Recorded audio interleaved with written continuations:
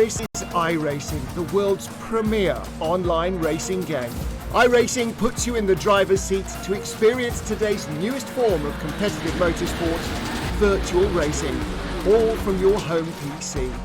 Race virtually in endorsed series from NASCAR, IndyCar, IMSA, the World of Outlaws, Aussie Supercars and more. Take on legendary circuits like Daytona, Silverstone and the Nürburgring.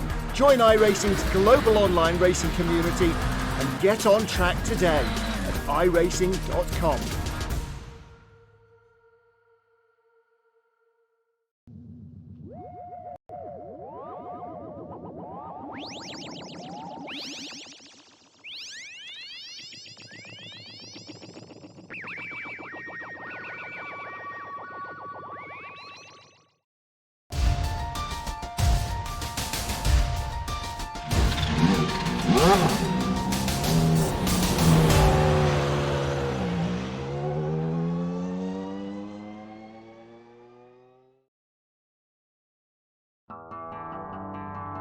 A super speedway, a short track, and now a road course.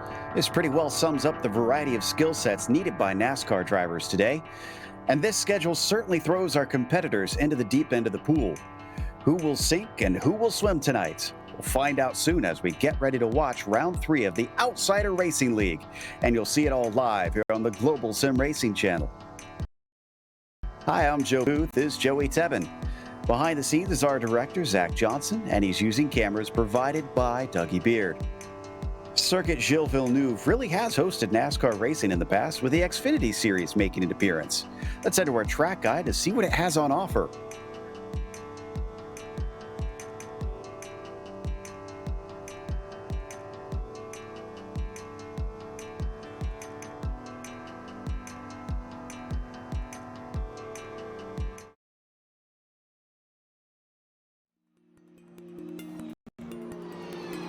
Welcome to Circuit Gilles Villeneuve.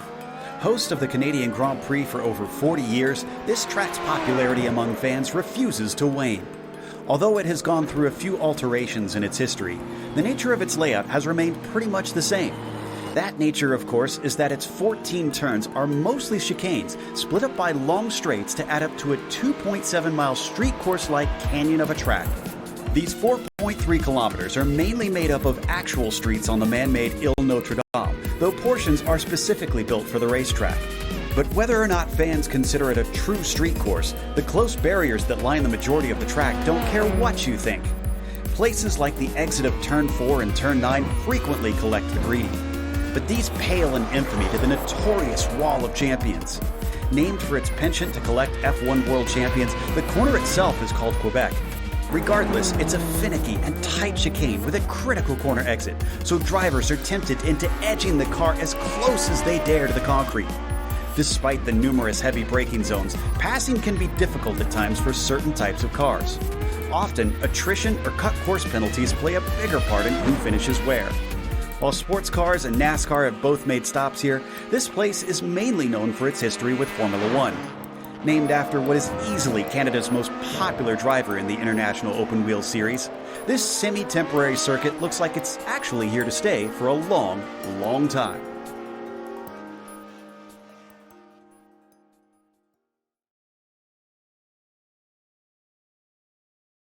Well, there's a little bit of an overview, but taking stock cars to this track, I have to imagine creates some very unique challenges here, Joey. Indeed, it does. They're very, very large cars, but they are more road course oriented than their predecessors, the Cup cars. They're more designed in tail with the more road courses that are on the Cup calendar nowadays. And this is not a track we currently go to in NASCAR. We did go in the past, like you said. It's more of an F1 track. That's what they're used to here in Montreal. Only 13 turns, which is a little bit low for a road course. A lot of them are chicanes and hairpins, but it's a lot of action packed into 2.71 miles and a lot of overtaking here on the Ile Notre Dame. Hopefully we'll get to see plenty of that, and hopefully not most of it is due to drivers unfortunately having accidents, because it is pretty much a street circuit, so it's going to be punishing out there today. If we take a look at the championship, though, in the main meantime, things have switched around a little bit. Zach Carr now jumps himself up to the top of the points. Carwell gets moted down into second, but he's still only 4 points behind. Klinger, Halpern, and Laughter round out the top five, with Laughter being the one joining in who wasn't in this group last time we looked at it. So we'll see if he can hang up there, especially considering he said road courses are more his bailiwick than ovals. So maybe this will lend itself to him pretty well. What about our race details for today's event, Joey? Well, it's a little bit of an interesting event to last week in Martinsville, a little bit of a different format. We've got 27 laps here, but there will be a stage caution on lap 8, which will serve as our halfway point. It's not literally halfway, but it'll serve as our halfway point.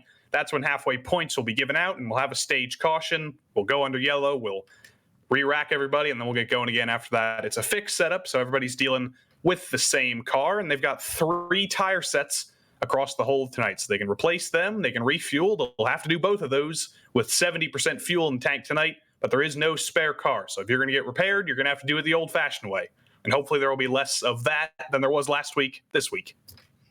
Certainly, you would hope so. But like I said, it's going to be a tough one, but you just don't know. Maybe everybody will be on their toes, as they're certainly on their best for qualifying times, because they've just started that session. They only get 2 laps once again. 10 minutes should be plenty for everyone to put one down, though we are missing about 3 drivers on the track currently.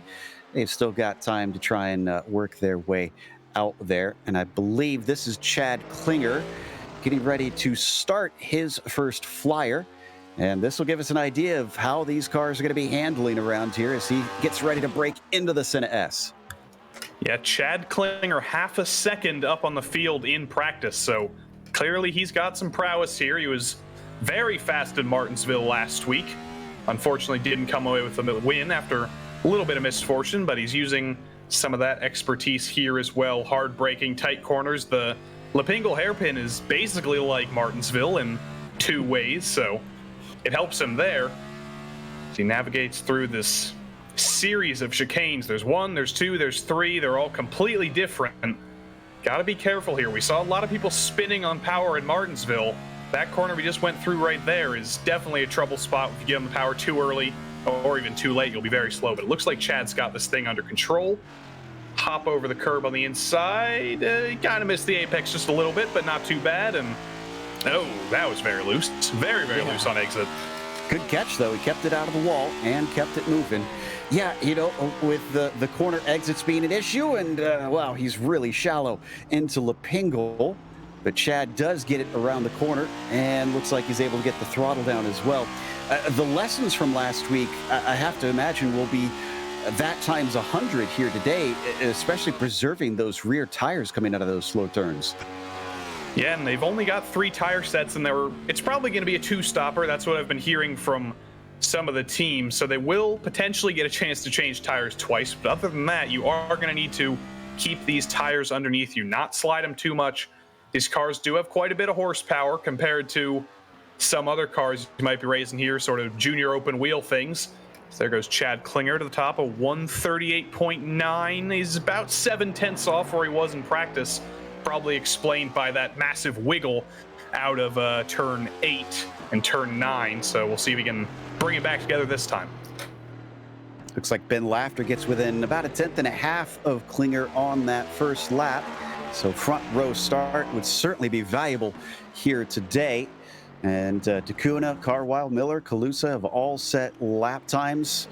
You know, the other thing we haven't talked about yet, too, with this many chicanes, often we'll see slowdown penalties be a deciding factor, not something NASCAR drivers typically encounter all that much. It is hard to get a slowdown penalty because you got to really, really mess up to jump some of these chicanes. Turns 8 and 9, it can happen if you cut a little bit too far to the inside. But if you're that far to the inside, you're not in the track anyway. So a slowdown penalty is the least of your concerns. And then at 12 and 13, the big chicane with the Wall of Champions and the big curbs. Again, if you're out there, you're probably going to be slowing down either way. So it will hurt them if they have to get a slowdown, but you really don't want to be out there in the first place. So it's going to be double bad.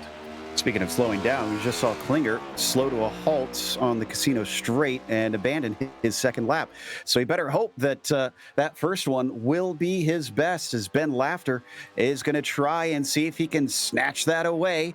Braking hard, and the struggle, Buddy Ford, down into the final chicane. Past the Wall of Champions, kept it clear of there.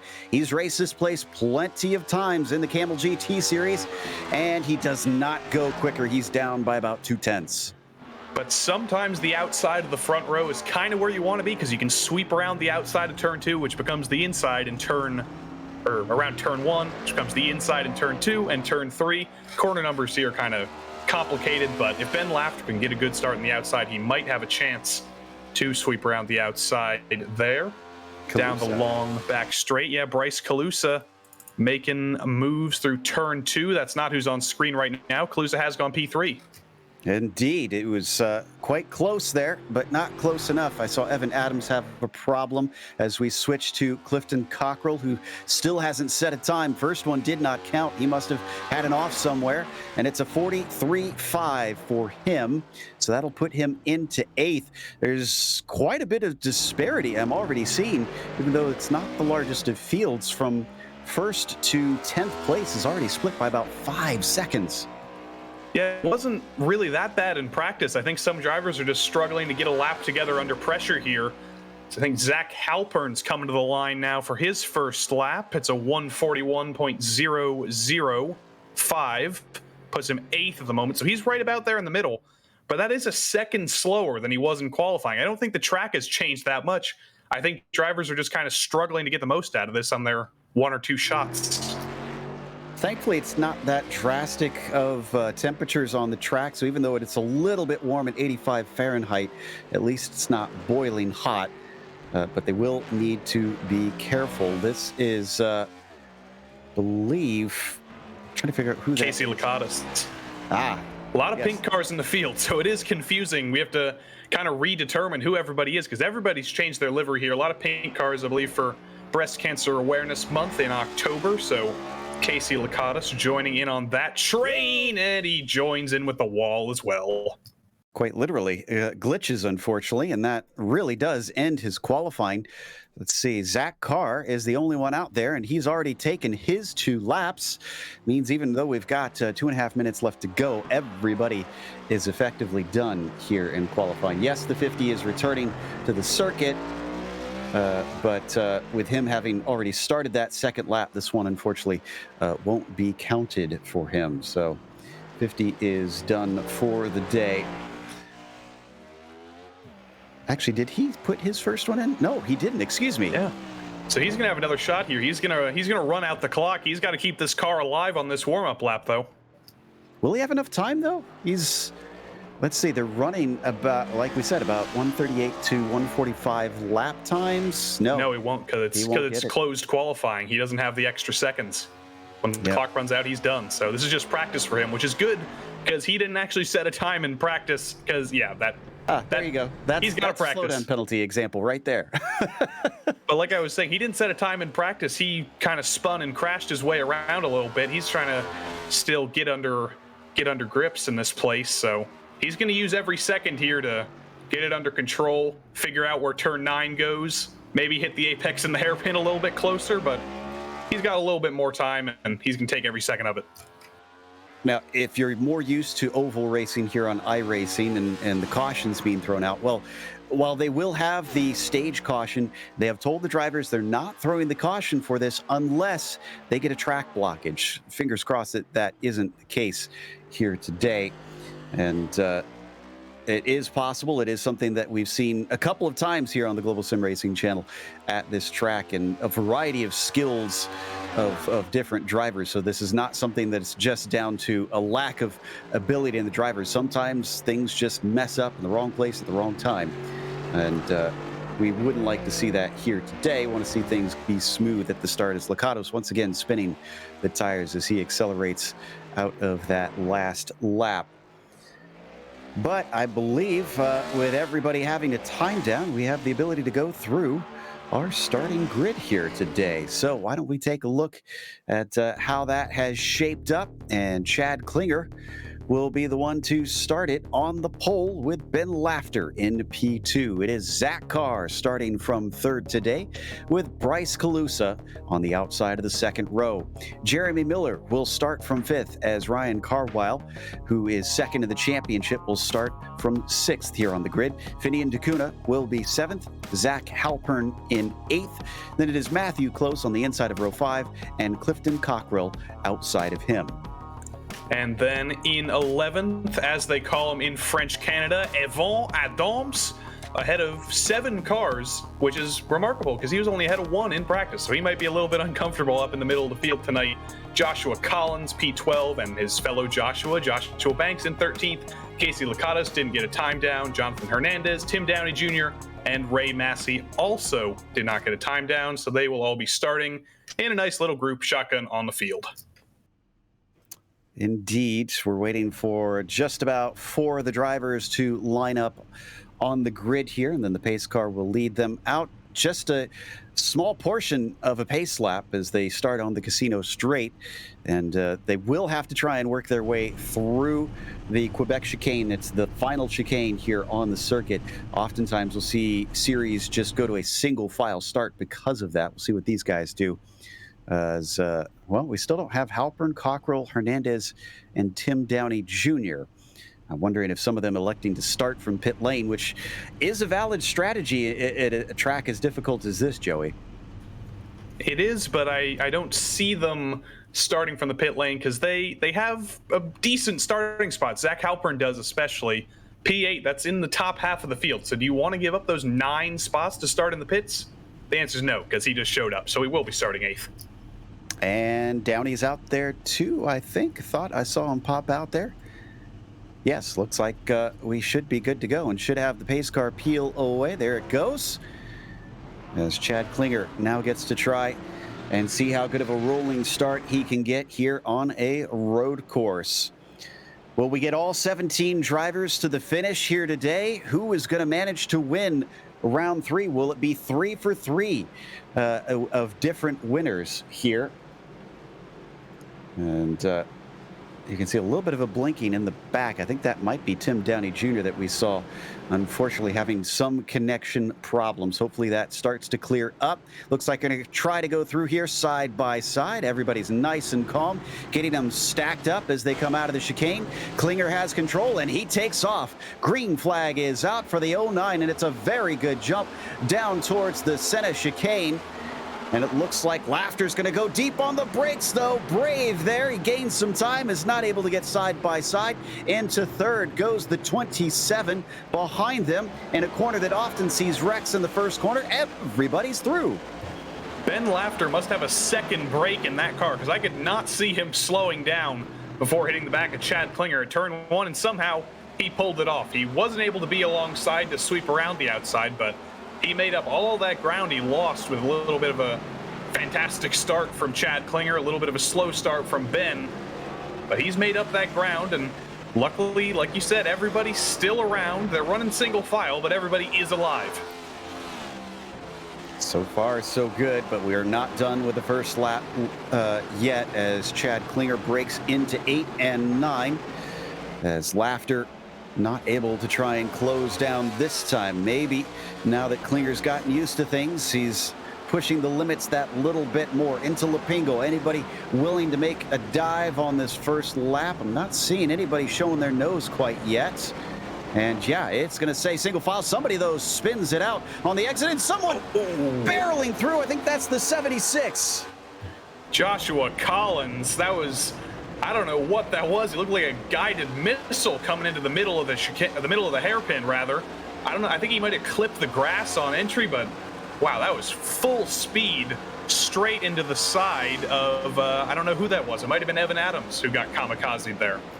Oof. And Bryce Calusa is the other one that spun on the exit of the corner. Bryce down to 20th. So here's, we're on replay with the 5. Nope. Here's the 20. So this is after the incident here. Here is the car spearing through. What in the world happened? It's not like he had locked up already. My idea would be that he was used to driving this place in a F3 car or something that can brake a lot later, and he said, hey, I'm not going to brake until the 200, and nope, that is not an option right there. Evan Adams and Josh Collins naturally are in pit lane now after that serious incident.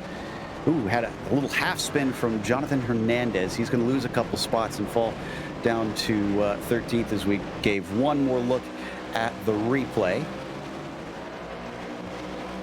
Yeah, the thing I noticed in that replay was Evan Adams actually blinked out as Joshua Collins was coming through, so he might have been able to save himself there if he blinked like a millisecond earlier, but unfortunately for Evan, bad luck strikes. I do hope that wasn't an equipment failure on Joshua Collins's rig. I hope his brakes were working and it was just kind of a mistake from him, or I don't know which way is better there, but either way, that's unfortunate for the both of them to be out this early. And I think Jonathan Hernandez or whoever spun at the hairpin might have just been kind of target fixated. Wall of Champions. That's Carwile. Championship implications here. He's in the wall and he's trying to stay put so that everybody can get around him, but he should be able to back it up. Looks like he doesn't have too bad a damage. Now he's rolling, but he'll fall all the way to 15th. Yeah, I don't see any real front end damage there, so I don't know if he really did he hit the wall or did he stop it in time? We'll have to see on the replay. I'm checking on my end. He bounced over the curb. Yeah, that's exactly what happened. Just lost control mid-corner. Everybody behind him did a beautiful job avoiding. Here's the replay. Yeah, watch his second curb. No. Yeah, there's no saving that. Once you're in the air, the brakes don't work, and luckily for him, there's some soft tires there, and it was a sideways impact, so he won't have any real front-end damage, I don't think, but that's a lot of spots and potentially a little bit of confidence lost for Ryan Carwile this early. Got a bit of a train forming around 5th and 6th. Clifton Cockrell at times being caught, but behind him for sure, Jeremy Miller is feeling the pressure. Finian DeCuna starting to approach as they now break into Lepingle themselves, but nobody really giving it a go quite yet. Also in there is Josh Banks. They're also trailing Calusa and Close. Josh Banks, if you remember back to Martinsville last week, he was known for being late on the brakes, maybe a little bit too late in the brakes at times. And he's doing the same thing down at the hairpin. He's going super deep. Didn't quite work out for him that time, but if he can get to the inside of somebody, he might be able to surprise them with a dive bomb. And Finian's in the wall, and Joshua Banks couldn't use the brakes there because there was a 94 in the way. That's destructoed. Yep. Josh Banks, unfortunately, hitting the inside wall as well as a driver. And that was DeCuna that he got into the back of. So we're seeing a couple of victims in the early stages. Collins, Adams, now Banks. But we've still got 14 of the 17 runners still on the circuit. And it is a heck of a battle for the lead here. Ben Lafter's made up quite a bit of that gap. It's only about 2 or 3 tenths right now. So he only needs one bobble from Chad Klinger. He might be getting it here. Lafter's able to be so much later on the brakes, and he spooked him. He spooked him off in turn 9. Is he going to get a slowdown for that? Yes, he is. There goes Chad Klinger, first to third now, because where'd Zach Carr come from? Now he's in the battle. Love seeing this, though. At least it's still close for the front. And yeah, Klinger, from the camera angle that we had, looked like he actually dipped a wheel into the dirt under braking. That might have cost him the grip that sent him wide. But Ben Lafter now leads by about half a second as Zach Carr follows. He won last week at Martinsville. You said repeatedly that it is a track that rewards those who have road course skills. Well, 27 once again showing up to the fore. And that was a great braking zone into the chicane. He made up quite a bit of ground. Back to Lafter. Crossing the line here, the gap, about 4 tenths. So it's about the same as where Lafter was behind Klinger. So we'll see if Ben Lafter can be a little bit calmer under pressure. He goes very deep into turn 2. Maybe trying to get that outside run, which does work, the outside of turn 2. That might be what Lafter was doing there. And it looks like it's working for him because he's been able to pull good couple tenths over Carr. See if Carr can fight back now, because he wasn't in this battle to start with. He got helped out by a little bit of slowdown and a little bit of driving through the grass from the leader. So we'll see if he can hang out up here, or if Chad Klinger can get by him and then chase Ben Lafter back down. I'm sure there's a lot of people that'll look at me confused, but I'm about to compare a NASCAR stock car to an Audi, and the Audi GTO in the Camel GT series, I honestly think is probably not too dissimilar to this. It's very heavy. Only difference is it's got four-wheel drive, but it's a boxy, heavy car that was a GT car and was adapted for IMSA. And with all his experience in there, Ben Lafter seems to have a bit of a leg up. It looked like a very boxy and heavy car for Zach Carr through turns 8 and 9. He kind of missed the apex in 8 and then was flailing his way through the second part of the corner, and you can see the effects of it. He's lost a ton of ground to Lafter. Now he's got Klinger behind him. Klinger a little bit later on the brakes, it looks like, but he's going to have to get a good run through one of these hairpins to actually have a chance to maybe go for a dive into turn 1. He gets loose on exit, and that kind of killed his momentum there. Love these onboards. It's one thing to see it in open wheelers just breezing through this track, but the speed that these things get down the straights and knowing that that hulking body has got to get woed up into the turns is something to behold. Still nothing for Chad Klinger and trying to get the second and then eventually first position back, but he's holding on to the 27. Let's not forget, in about 2 laps time, they will get the competition caution for the stage as somebody's off course here. It's Jeremy Miller. He jumped through the last chicane for about the 3rd time this race, and I guess served his 3rd slowdown in so many times. He was in a good little battle with Bryce Calusa, but he just flung it straight through the runoff, and he waited until the last possible second to serve that slowdown, but he did eventually. While they don't have a spare car here, I guess one merciful thing, Joey, is that they don't have an incident limit at this track, so they won't be getting drive-through penalties for going off track too much or get disqualified. Just it's going to slow them down, as you mentioned earlier.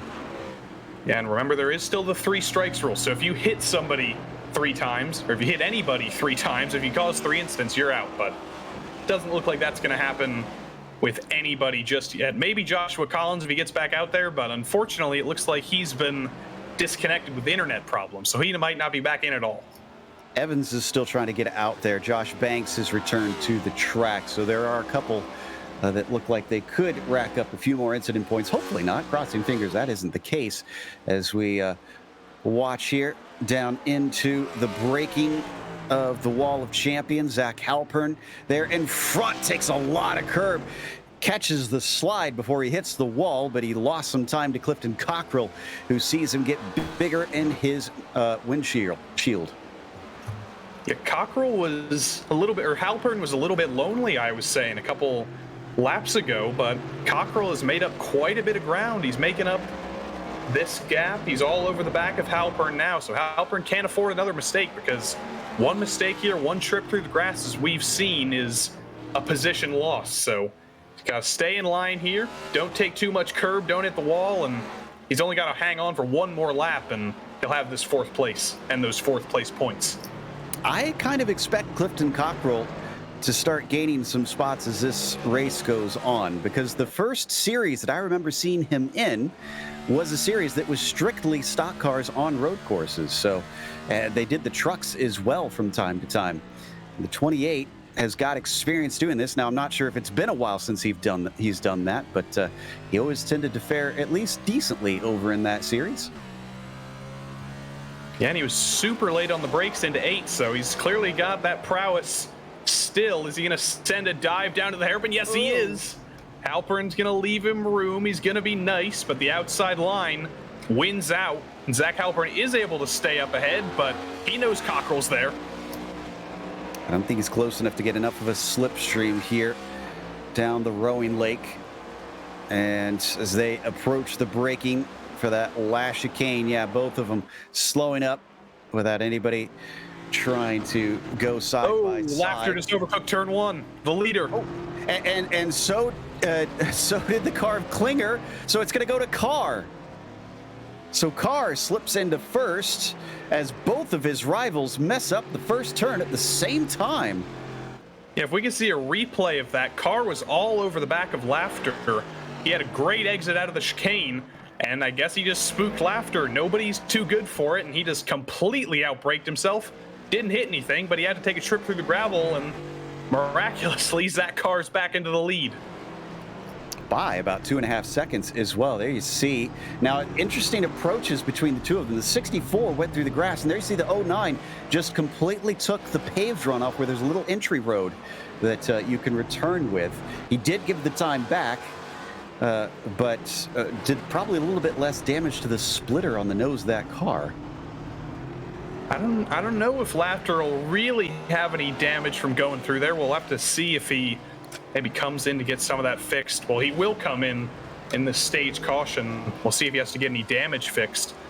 But it is lap 8, so when Zach Carr crosses the line here, we are done in the first part of the race. Halfway points will go out. Jeez, that was Bryce Calusa super late in the brakes, almost into the back of, I think that was Cockrell. Oh, I think he might have actually made contact. Well, it doesn't seem to have hurt Cockrell too much as the caution now comes out. So they'll be collected by the pace car. And this is our first stage caution. This is where they'll hand out the points for those, as they usually would at the halfway mark in the oval races. And we should see many of the drivers in for pit stops. Now, this is interesting because Laughter was leading for much of that first stint, but it is Carr who is going to take those points, and after the pit stops, unless something happens in that sequence, he's going to have the advantage on the start. Yeah, and I don't see anybody not pitting here. There's really no choice because we have a 70% fuel limit, and we've got 3 sets of tires, so you have to take fuel. You might as well take tires. Some people might not to get track position, but we'll see. But it'll probably be a 2-stop here. So you'll pit here, and then you'll make a green flag stop after the caution goes away. That's what I think the strategy will be, but maybe somebody will prove me wrong. Yeah, we'll have to watch. Maybe someone wants to get a little bit tricky here. I can't imagine making 2 green flag stops could work out in favor for anybody in any form or fashion.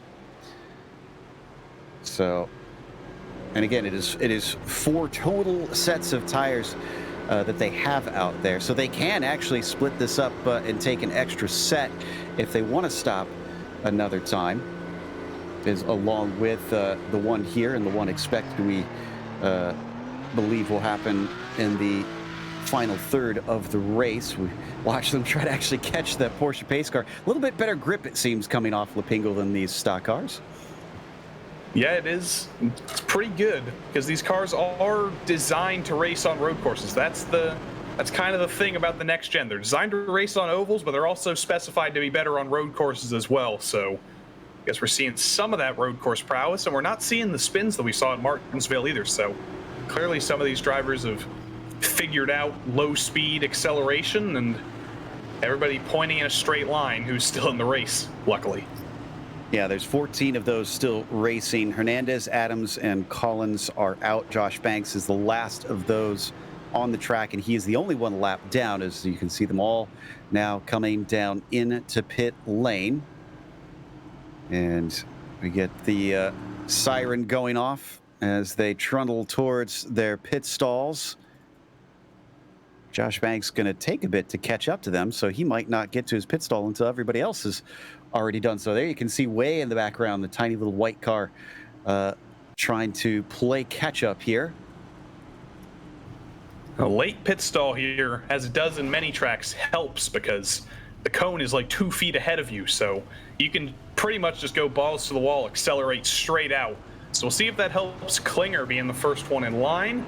Looks like somebody took 2 tires. That's Casey Lakatos in the 50 is going to beat them all out.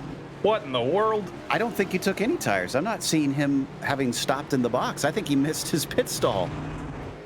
I think you're right as well. No, he didn't stop at all. I thought he took 2 tires, but no, he might have been too far back or something, but I don't know. He was 11th coming into the pits, and he's first coming out of the pits. Could this be a strategy move? Could he take this track position and maybe still only take one stop. Let me look at the lap times and see what they look like as the stint goes on. And I guess it doesn't drop off too badly. In fact, it looked pretty consistent. So maybe you're right. Maybe this isn't too bad of a call. My guess is he is going to come back in next time through, and it was a legitimate mistake from the 50 as they try to catch the pace car here. It kept on. You saw Josh Banks as well, who stayed out. He's trying to get that lap back and get back on the lead lap. The other thing we didn't notice, Casey Lakatos distracted me. Zach Carr lost 3 spots in the pits. He got jumped by Lafter and Klinger and Halpern. Seen a long stop for Kalusa. I wonder if that was to get some damage repaired. Also looks like Tim Downey Jr. was in there for a significant amount of time as well. Yeah, the thing about the 2-tire stops, as soon as you mentioned that, I thought surely not, because I believe, if I understand correctly, on iRacing, in the stock cars, you can only change left to rights. It's not a front or back thing. Yeah, and I'm trying to think if it would be strategically advantageous to ever do that. I can't imagine. There's a lot of left turns here, but there's also a lot of right turns because basically every corner is a chicane. So I don't think anybody would do that. And yep, you're right. There goes Casey. I can't fathom trying to wrangle a car that has fresh on one side and worn on the other side, though. That's got to be just diabolical to keep pointed forward, especially out of corners. And getting the throttle down.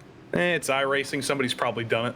I'm sure. I have no doubt somebody's done something weird out there in hopes that it would give them an advantage in a race.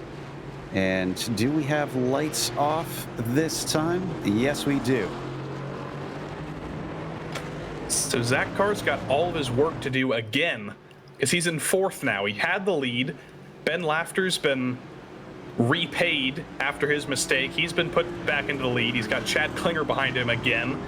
And Zach Carr lost it to Zach Halpern, which is strange. Halpern was nowhere to be seen, and he was actually under attack from Cockrell, and he got hit in the back by Kalusa.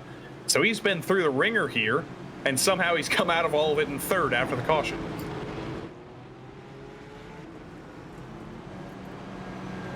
So we just have about half a lap to go, and then we come back around for the green. From there, it should theoretically be green to the finish unless we get a track blockage. And they're trying to double up a little bit here. I think some of them are a bit circumspect about trying to do that well before they get to the final chicane. And they'll definitely have plenty of time to do that along the Casino Straight for what it's worth. Banks is coming in for a pit stop now that he's been waved by the pace car. So he'll be on fresh tires and zipping around to try and catch them as quick as he can. I don't think he'll be able to, but he will be on the lead lap. So if we do get that track blockage, oh my goodness, that thing is destroyed. We saw a lot of destroyed cars at Martinsville, but that thing is just extra destroyed at the front. There's one final thing about Zach Carr before we get going. He actually had a really good pit stop. He only had 14.3 in his box, but he spent 45 seconds, which is 2 seconds longer than anybody else in the pit lane. So I don't know what went on there. Did he think there was a pit limiter and go too slow? I don't know what he did, but he lost 2 seconds somehow, and we'll see if he can make them up. Yeah, it could have just been having a hard time with wheel spin out of his pit stall. Hard to say, as now we are double file. And, well, Josh Banks certainly isn't going to catch up to them because he's actually still in his pit stall. So he's taking some of those repairs, it seems, as he's probably going to go a lap down once again. There goes the Porsche pace car. Ben Lafter has control of the fields. And he does not get as big of a jump as we saw on the initial start. And in fact, it is Chad Klinger who had the pole at the very start of the race who's going to try and challenge him, looking around the outside, coming into the first corner. Can he hang? No, he can't. In fact, he's going to go into the grass just a little bit back onto the track. The 27 fighting with him again, but the 27 spins the tires, so Klinger holds on to second. Yeah, I could tell he was debating whether he should go through the asphalt runoff, but he would have got a slow down if he did that. Oh, somebody's taking a trip through the grass in the middle there, all the way back to the back. That's the 92 of Matthew Close, who spins see if he can get it going again, but bad luck for the 92. I don't think he hit anything, but he gets back going, but he's lost quite a few spots. He's down to 13th. Not what you want on these restarts. Those slowdown penalties going to lose you all kinds of track position. But it has been Lafter back up to the front of the field, having taken advantage of Carr's slow pit stop. They're at the back of the field trying to work their way through 8 and 9. That's the 26 in and among there. Zach Halpern has had an absolutely terrible restart. He restarted third rather. He's down to 8th, being under attack from 9th and 10th. So I don't know what went on with him. I think he was the car who took a trip through the grass, actually. So he took a trip through the grass, and he probably got a slowdown for that. So that does not help, and it's lost him 5 positions. And just a quick update on Joshua Collins while we can. If you were wondering why he speared into Evan Adams at full speed, his brakes didn't work. His brakes went out. He had a brake failure. He didn't make a mistake. So unfortunate for both of them. They're both out, and we might have a move for the lead here. Looking close, but no, yeah, just not quite there.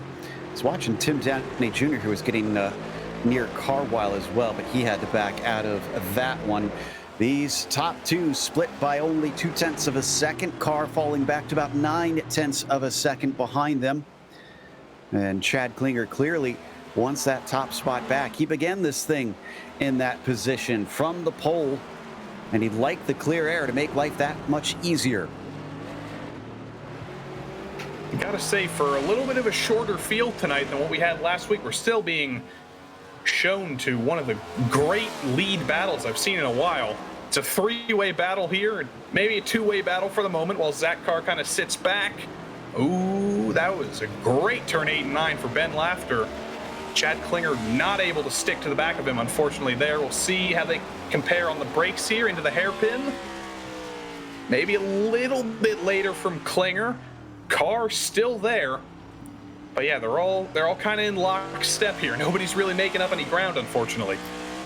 It looks like with such long braking distances, it's ironically making it a bit harder for them to overtake, as there's little kinks and juts and so many of the hard braking zones that you can't really try and get yourself into position without risking the car through the final chicane. Ooh, a little bit of a poor exit from Ben Lafter. Klinger knows it, and so does Lafter. He goes defensive all the way to the inside, back to the outside, just leaving a lane open around the right-hand side, and he will retain that spot. But Ben, not flawless out there. Interesting that Chad didn't really go for it there. He kind of hung back. So maybe Chad Klinger thinking about the long game here. There's still 13 laps left. It sure looks like Klinger's the faster of the two right now. So he might just be waiting for a better opportunity to open up, because Lafter has made a mistake and opened the lead wide open for a car to just drive on through. So maybe Klinger's hoping that happens again. He doesn't really seem like he wants to send it in there right now. No, just keeping that pressure on alongside the river and into the braking zone of turn 8. Are they going to be smooth this time? Yeah, it looks pretty decent, but Klinger a little bit stronger coming off the corner. Ben Lafter still holds that right-hand side, tries to straighten out the braking down into Lepingle. Klinger not poking his nose, but it looks like Lafter's gone wide over, shoots the corner, and on a silver platter, the 09 takes the lead back. And that's exactly what Chad Klinger wanted, I think. That's why he didn't go for the move at turn 1, because he thought that might just happen if he kept the pressure on. And there it is. And now Lafter, is he going to try and come back at Klinger? Can he come back at Klinger? He didn't have a great exit out of the chicane last time. This time it's the same case. Klinger now streaking away. Now Lafter's under attack from Carr. Yeah, it looked way better coming out of that final chicane. So what you're telling me, that move in Lepingle was a real Chad move from Klinger? It was what more. The kids call it, right? I have no laughter for you right now. Okay. Anyways, and I don't think Ben does either. Well, maybe Zach Carr will have a little bit of a chuckle soon, because he's already rocked up to the back of Ben Lafter by about half a second behind him. Could he maybe get another mistake out of the 64 before this is done? Well, now Laughter is on offense instead of defense. Well, he is on defense to Zach Carr, but he's trying to get the lead back, so that might lead him into a whole new kind of mistake, and he's hoping that doesn't happen. He's hoping that Chad Klinger pulls a, what's the opposite of a Chad move? I don't know, but he's hoping that happens. I'm trying to remember now, and it's escaping my brain. We have some side-by-side battling between Carwile and Halpern, and they actually just made contact. That was for 8th position. Halpern retains the spot, but got a little bit of a nose into the side of the 26. We continue to watch our leaders. And that was not a... Oh, dear. 94, Finian D'Cunha. I think he went a little bit too deep into the hairpin. He might have lost it. I didn't see what happened to him. And try and look back here. Oh, it looks though he lost it under braking. He didn't hit anybody. He didn't hit anything at all, but he lost a little bit of time.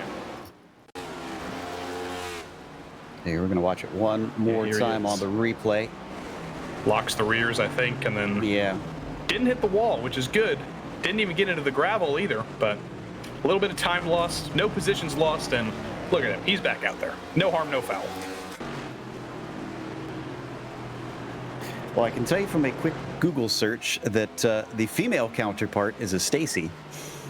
And I did know that, but I had forgotten that. Wasn't quite what I was looking for, so no thank you to Google. As things getting very tight here coming through turn 5. Whoa! Oh, and this might be that track blockage we were worried about, and cars coming into the back. Both of them, unfortunately, making contact as Clifton Cockrell finds himself in a very awkward position. Well, luckily, those oncoming cars prevented it from being a track blockage because they kind of hit him right into the right direction. But bad luck for, I think, Ray Massey might have had a bite of that. Zach Halpern, not ideal. And there goes somebody again. Is that Jeremy Miller? That's Ray Massey, actually. Ray Massey was one of the ones that hit the other car, and Finian D'Cunha was the other one that made the contact. So we're starting to see the attrition really rear its ugly head, and the difficulties of this circuit biting those who are not 100% focused. And apologies to Jeremy Miller. He is 100% focused. He's still out there. He hasn't done anything wrong. He's still in 4th place, so he didn't hit anybody. He's still alive. Good for him up there in 4th. Unfortunately, the battle for the lead is stratified a little bit for the top 2, but Zach Carr is all over the back of Ben Laughter, so he's not leaving 2nd place behind, or 2nd place isn't leaving him behind, I should say. Ben Laughter wishes he was streaking away, but he's got a very hungry Zach Carr right behind him, and he's waiting for one more mistake. I can report that Clifton Cockrell has come into pit lane. Ray Massey also took a tow.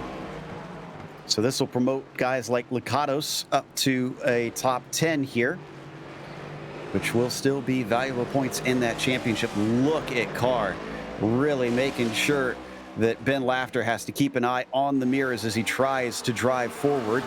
And I think we just had a pass for 5th. D'Cunha just got by Halpern. Yeah, Finian, despite squeezing himself through a barely car-sized hole to get by Clifton Cockrell after he spun, he bounced off the wall, but clearly it's not hurting him too much because that car's still alive. Oh, that's quite a dive bomb, but they survived it. Well done. Zach Carr locking the right front up. He's got to be grateful that we don't have flat spots in the sim yet, because that would have been a tire going down without a doubt. And the 27 has got to try and regain a lot lost. You can see the distance is increased by a number of car lengths. It's about 6 to 7 tenths now. And he's got to regroup here. He's been stuck to the back of Ben Laughter this whole time, and now he's actually got to do some driving to make up that gap. It looks like he already is kind of clawing it back. Gap is about 7 tenths into turn 1. Just trying to look at the differences between their braking. Pretty clean between both of them. Zach Carr kind of opts for a little bit of a shallower line through turn 2 than Laughter does, but other than that, almost completely equal through turns 1 and 2, and that's good for Laughter and not so good for Carr. All right, so our pink cars trying to keep themselves from turning blush with mistakes like that into the Senna S. That's Josh Banks still just circulating. He's 2 laps down at this stage. He actually could get some spots here soon because of Massey and Cockrell having to come into the lane for repairs. And now Matthew Close joins them as well. Down to 10 laps to go. Oh, I spoke too soon. Cockrell's back out and rolling. And unfortunately, Joshua Banks is actually 5 laps down, which is more than I thought as well. But with only 10 laps to go, he's only got 5 laps to make up those positions. So we'll see if he still brings it to the end. We know he brought it to the end last week, but he was on the lead lap that time. Not the case this time. It was a battle Tim Downey Jr. and Ryan Carwile all over the back of him. Carwile was pretty quick in qualifying, I think. He wasn't at the top end of the field, but he was 6th, so he would be higher than where he is right now. And oh dear, that was quite loose on the exit of the hairpin, and he's not getting near Tim Downey Jr. this time. 71 lights him up. And Tim Downey Jr., credit to this guy, didn't qualify from the back of the field from 16th. He is up to 8th, just kind of picking his way past drivers bit by bit. Much better on the binders than accelerating. The 71 of Carwile regains everything he lost in that one corner. Yeah, he is much closer here. We'll see if he can maybe send one to the inside. No. They're just kind of dead equal there. A little bit faster through the mid-corner from Carwile. Tim Downey Jr. He looks a little bit uncomfortable. Ryan looks a little bit more comfortable, but he's not close enough to send a dive. Carwile might just be doing what Klinger was doing, is hoping for a mistake, waiting for a mistake from Downey, and then he'll just slip on by. We've seen cars this close through 5 before, and that left the back one spinning around. But this time, it's going to leave the 71 managing to outbrake Tim Downey Jr. Smooth move from Ryan Carwile. He's now into 8th and sets his sights on Halpern. And we'll see if he can make his way up to 7th now. Halpern still, he's struggling in the second part of this race. He was legitimately up in 4th in the first part of the race and made it up into 3rd on the restart, but ever since he made that mistake, drove through the gravel or the grass, he's been kind of struggling. He's all on his lonesome right now. He's got 4 seconds up to Finian in 6th, then he's got 3 seconds back to Tim Downey Jr. in 8th, so he's kind of lonely right now. This is getting very But Kalusa's not lonely. Yeah, that is Finian D'Acuna. But Finian's not terribly fast right here. In fact, it almost looked like he braked a little bit early on his way into the Wall of Champions chicane. Both of them keeping it out of that infamous wall this time through. All right, so we're down to 8 laps to go, Joey. What do? Do you try and pit this time? Do you try and go a little long to have fresher tires at the end potentially? Or maybe do you throw the the strategy book out and say, let's see if we can take these tires all the way to the checkers? I have no idea what these drivers are going to do, honestly, because they've done 10 laps on these tires now, 11 laps if you're Tim Downey Jr., which is strange. I think he might have pitted a lap early under the caution, but whatever. So the drivers, they must be coming in soon if it is true that they're going to be a 2-stop, but we'll see. 8 laps to go. You might want to save it until the very end to get the least amount of fuel possible. Or you might want to pit a little bit early to get a little bit of a tire advantage if you are going to take tires. So I don't know which one's going to work. And I guess we'll just have to watch the leaders to see which one of them makes the first move, and then that'll probably tell us what everybody else is going to do. Let's watch the leaders, see if any of them come in this time. Chad Klinger is braking for the chicane, so he's not going to be coming in. Neither is Laughter, nor is Zach Carr. So circulating at least one more time around, I can confirm that Ray Massey is now officially out of this race. He has taken his car into the garage. Jeremy Miller just cut the final chicane in a big way. And there you see the 30 just continuing on. He's going to have to slow down and give that time back. Zach Carr's brought all the time back to the back of Ben Laughter. The battle for second is back on. He's been able to claw that ground back. Now he's got to make sure he's not the one making a mistake this time, and it's Laughter.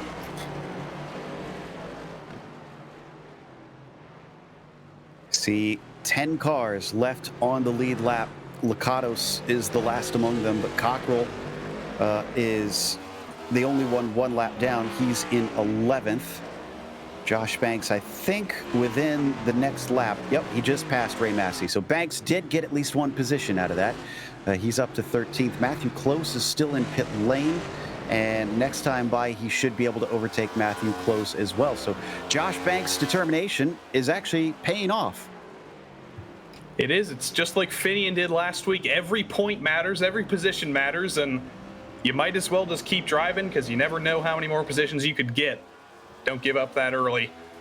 And he has not. He's going to get an extra point for it. And that might prove to be very useful as we get later in the season and we start thinking about championship battles. We got a battle on track still. Ben Laughter a little bit defensive into the chicane. Not too defensive because Zach's still about a car length behind. Down into turn one. The draft not really that useful in these cars if you're this far back. But Zach Carr just hoping he can be a little bit later on the brakes and a little bit better through this first section of the track. I'm looking at the lap times here, and I see on the first laps after the caution, Chad Klinger is running 39.9, 39.6, 39.8. He actually got down to a 39.5 at one point. And then it's slowly been going away from him. It's up to 40.7. With a 40.9 the lap before. So he is losing time, but now I'm starting to rethink this idea of stopping for tires because I don't think they're losing enough time that it will make sense to stop in for tires right now. Yeah, I thought some teams were planning on pulling a two-stop strategy, but so far I've kind of been proven wrong. There's only 6 laps to go, so if they do need to come in for fuel, clearly it's not that big of an issue just yet as Carr completely overcooks turns 8 and 9 again and loses all that ground he made up again. 2 wheels in the air there as he clobbered that curb. And that's good news for Ben Laughter, though I don't think Laughter's being distracted or slowed down by the 27. I think this is legitimate pace that he is losing to Chad Klinger because I don't think we've seen him really have to defend too hard into any of the turns. And even if Zach Carr has fallen off, Ben Laughter, I'm not expecting him to regain on the 09 who successfully navigates the final chicane. So does Laughter. Look at them now spread out. And once again, a whole lot of curb for Zach Carr. He's not afraid to really bound it over those things. So with these guys kind of stratified out a little bit for the moment, geez, Zach Carr has lost quite a bit of time. I know he lost time through the chicane, but he's lost a full 2 seconds to Ben Laughter, which is remarkable. I didn't think he lost that much, but clearly just going down the straight, losing that little bit of speed has absolutely killed him. Now he's got a ton of ground to make up. But the closest battle on track right now is for 7th. Ryan Carwile has reached the back of Zach Halpern, so he might have one more position on his plate here if he can get by. Carwile having worked his way forward after having a bad start to this race. And yeah, I think he's got something up his sleeve here for Halpern. Not close enough quite there. But he's coming. We saw him make the move into turns 6 and 7. Got to do some mental math there. Not close enough this time. Dive it into 6, and he locks it up. Oh, both of them really overcooked the first part of the corner. So it pretty much evened out a little bit there. So that's good for Halpern. He hasn't lost any ground, but he knows Carwile's not going anywhere. All right, so that at least separates them for a little bit. Camry versus Mustang coming around and through into Lepingle. I'm watching Chad Klinger now continues by the pit entry. Oh, and way wide goes Carwile. That certainly is not helping his case. It didn't help him, but he didn't lose that much ground, honestly. It's still 0.8 of a second. It's about where it's been for the last lap or so since he had that big old wiggle or big overcook moment into turn 6. But through the final chicane, look at how much later Carwile is on the brakes compared to, and as I say that, there it all goes away because he gets a wiggle on the exit of the corner. He was so late in the brakes, and then he just couldn't back it up with a good exit there, and gaps back to where it was, and Halpern's still in control of this battle. Almost looks like Ryan is maybe just getting a little too aggressive with the car. He's getting urged on with how close he can get himself to Halpern and overdriving it a bit. I mean, that could be the case. We saw a lot of drivers overdriving it at Martinsville, just getting too eager on the throttle, and it is still a stock car. It's a stock car that's more suited to road courses than others, but it's still got quite a bit of horsepower, and you can't just jam on the throttle on exit. And unfortunately, Carwile was getting a little bit overeager, but through turn 7, that looked pretty good. It's still 0.8 of a second, but we know he's great through the chicane, the final chicane. We know he's pretty good through 8 and 9. See what he can do to Halpern here. Pretty equal again. So I think the chicane is really where Carwile makes up a lot of his time. He just needs to get a good exit out of there and actually make use of it. Another big lockup, that time smoking it all the way down into the turn-in point for the 71. And he bleeds yet more time up to that 26 car. That might have been it, unless he gets a mistake out of the 26. Carwile's just got a monstrous gap to make up now. Yeah, and that was the closest gap on track. Back up to Zach Carr, who we've been following pretty much all day. He's brought the gap down. He was about 2 seconds back. Now it's just 1 second, so he is bringing back Ben Laughter here. And I tell you what, Ben Laughter was super, super slow there. He's still struggling. What is going on with Ben Laughter? And there he goes. Did he get a slowdown somewhere that we didn't see? I think so. Yeah, I think he just said that on the radio. I'm double checking to see. Yeah, he cut turn 4 a little too far. Oh, no. We can see a replay of that. That is the closest you can get to getting a slowdown, and he did, unfortunately. I was saying in the pre-race that if you're that far out, you're going to get a slowdown either way, and it's not going to be any worse for you, but that was kind of the limit there. Ben Laughter really trying to gain an advantage, cutting the grass on the inside, and it worked for him, and that's why he got penalized for it. So he's down to 3rd. We'll see if he can challenge back up to Carr. I'm not sure if he'll be able to. He's been on defense this whole race. It's his first time on offense. Does he have anything through the chicane here? No, not really. I think we're getting close to having our 3rd different winner in 3 rounds. We're now down to 2 to go. Chad Klinger looking to snag his first victory of the season. Zach Carr could have potentially been the first to repeat here. We could have seen Ben Laughter get his first, but his mistakes have put that one out of reach. The other driver to have won this season, Ryan Carwile, has also been plagued with mistakes late in the race. And I see Josh Banks having pulled it into pit lane now that he's into 12th spot. So I think he knows he can't really get anything else out of this one. Might as well get off the track. Well, speaking of Carwile, that battle is back to existence. It's been reincarnated because Carwile is right on the back of Halpern here. It's back below half a second. So 7th place isn't out of the question here. The battle for the win is kind of over, and nobody else is coming into the pit lane. So I think the 2-stop strategy has been very much disproven. Some teams, though, were planning on doing it. I know the Evan Adams team was planning on doing it, but unfortunately that went by the wayside when Evan got eliminated about 10 corners in, and nobody else looks like they're going to follow that strategy. So it will just be a drive to the end here, and we'll see if Carwile can get by. Like I've said, he's been really good on the brakes through the final chicane. Been pretty equal through 8 and 9, but he is much closer than he was last time they joined each other on track. So, no mistake from Halpern. So he's really not feeling the pressure here.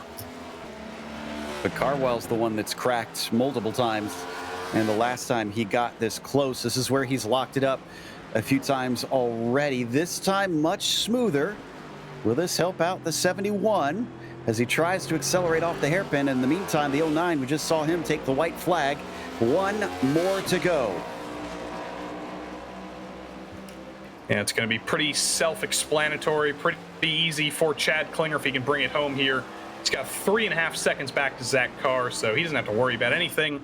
The only driver who really needs to worry is Zach Halpern, because that's the only battle on track right now, and that was a decent exit from Carwile. It's the best exit we've seen from him in a while, and he knows it's the final lap, so he's not going to be hanging back here. He's going to be sending it whenever he gets the chance.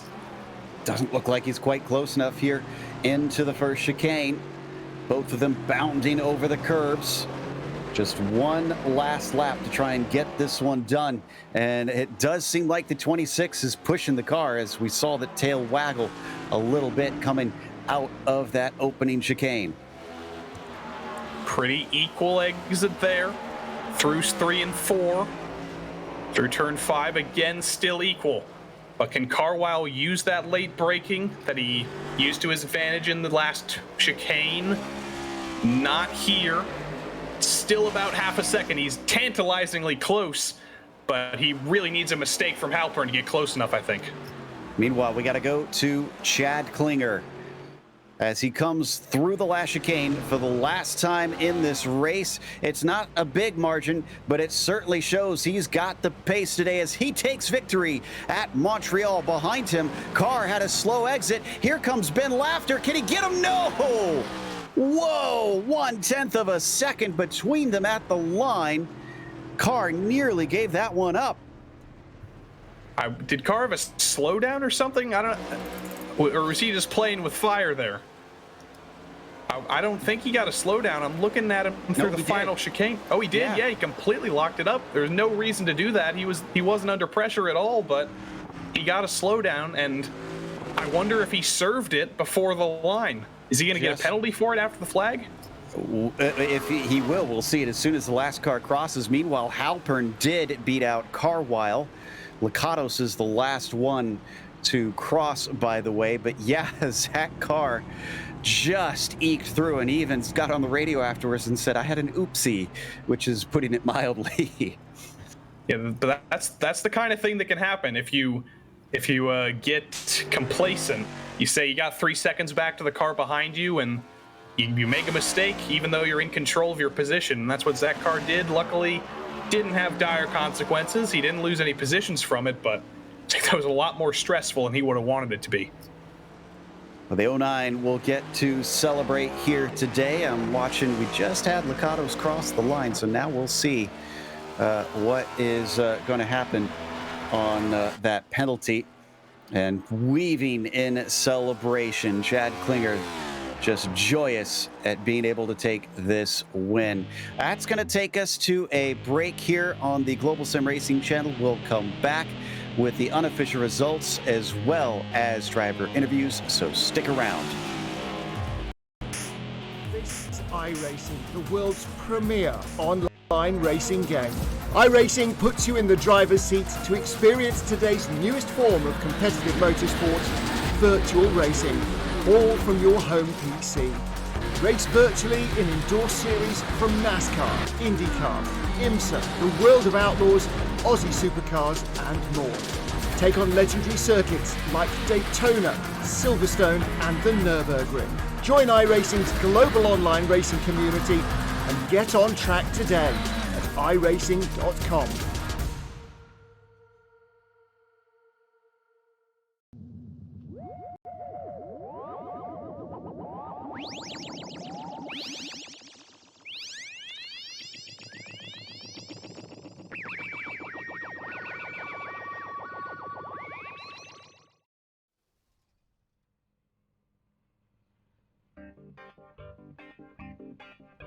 Welcome back to Circuit Gilles Villeneuve.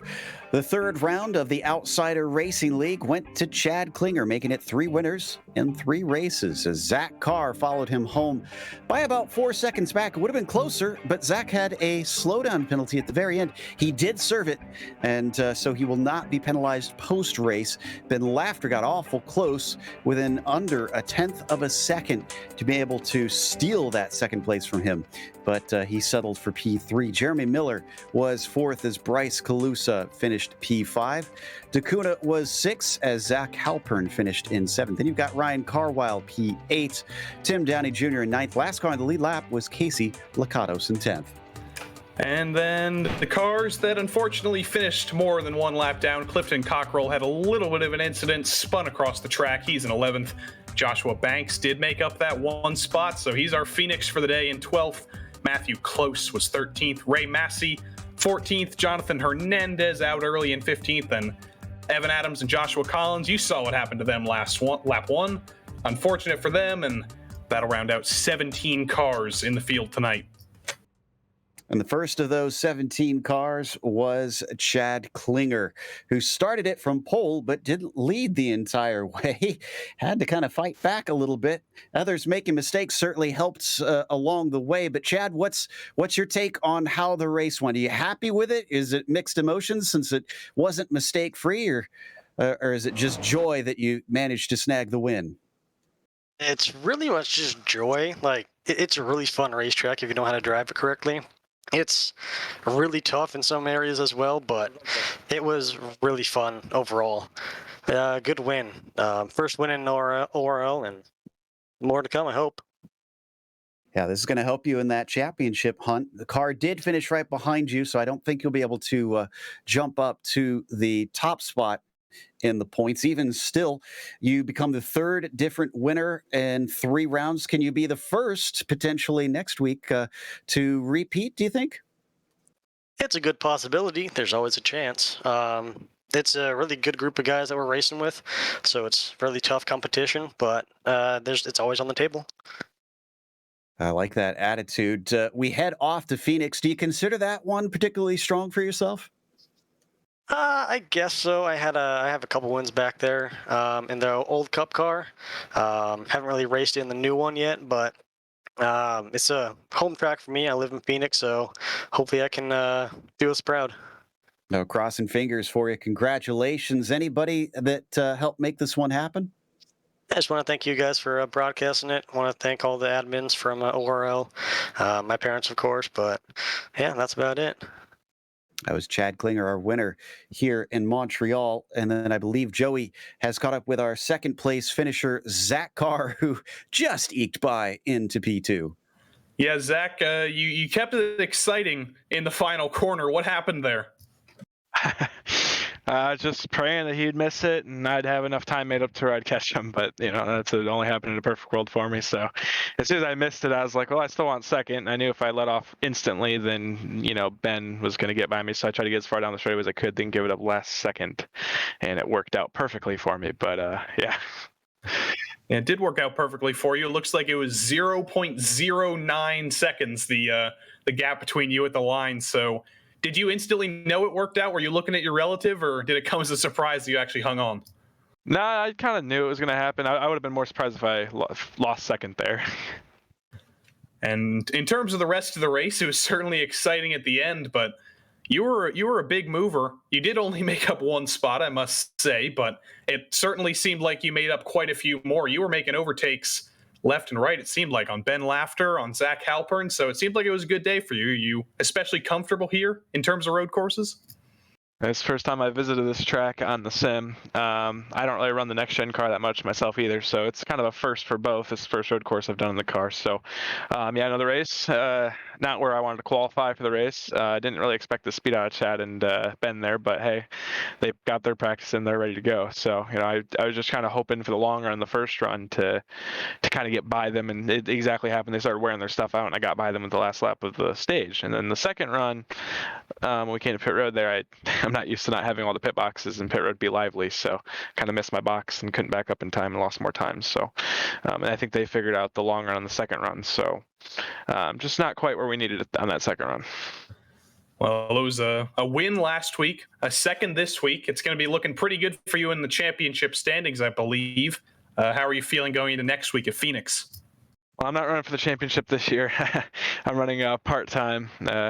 Hoping my teammates, though, Jeremy and Matt and Alex didn't make it tonight, but Jeremy and Matt, I hope they have a good run for the championship. I don't know if I'll be here next week for Phoenix, but if I'm not, then hopefully my teammates can can represent the car racing designs cars very well. And if I am here for Phoenix, then, well, I think I'm fairly decent there. Like I said, I haven't gotten much race practice in with this next gen car, so if I do race, it's gonna be a little bit of a learning curve.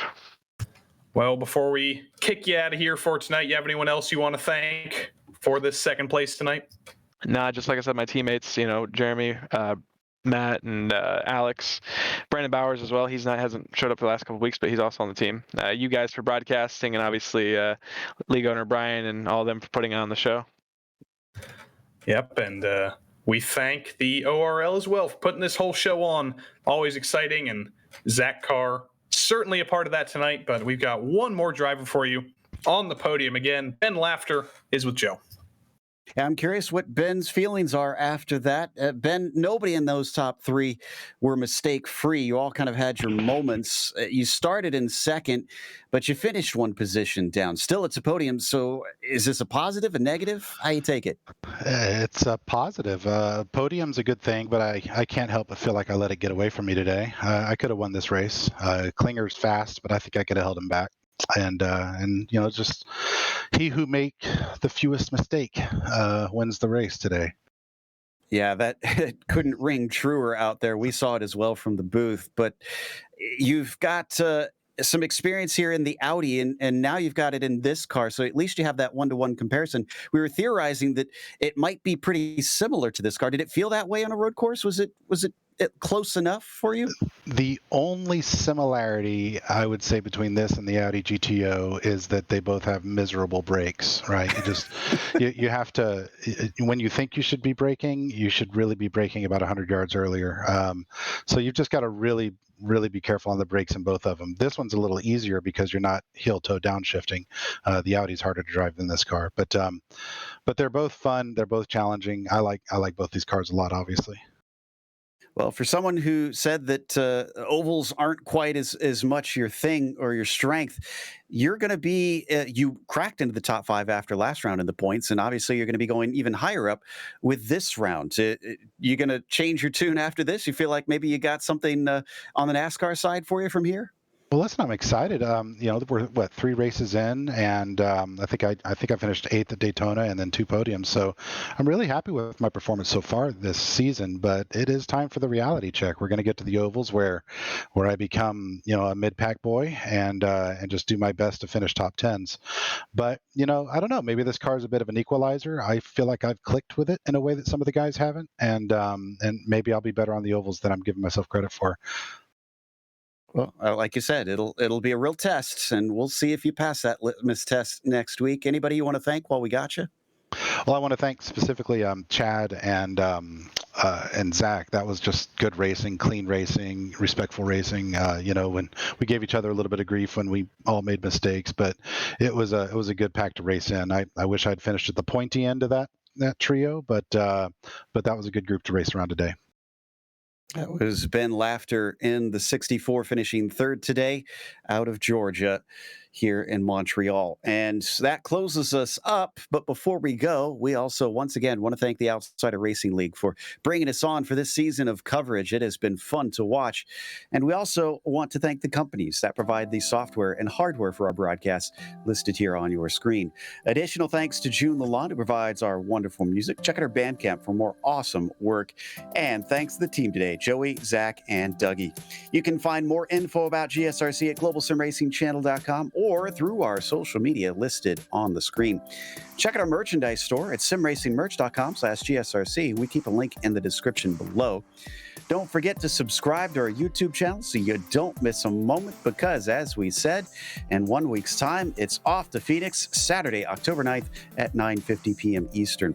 We also have upcoming races for other series listed on the screen, so check those out, mark them down on your calendar. But until next time, race clean, race hard, and we'll see you on the track.